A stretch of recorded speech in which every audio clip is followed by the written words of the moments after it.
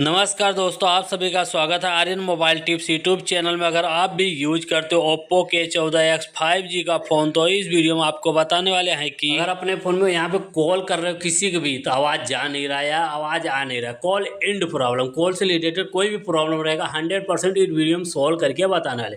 तो phone dollar पे escape करके रखना, जिससे आप कॉल करते हो वो स्केप करके रखोगे। फर्स्ट पे ऐप इन्फो का ऑप्शन मिलेगा, इस पर आप क्लिक करिए। क्लिक करने के बाद आपके सामने ऐसा इंटरफेस होगा। फिर स्टोरेज यूजर्स का ऑप्शन मिलता है, इस पर क्लिक करना।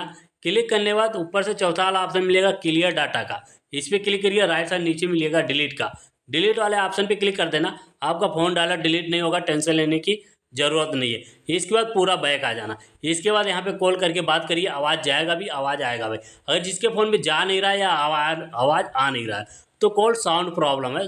कोई मोबाइल के नज़दीकी में दुकान पे जाके आप दिखा सकते हैं।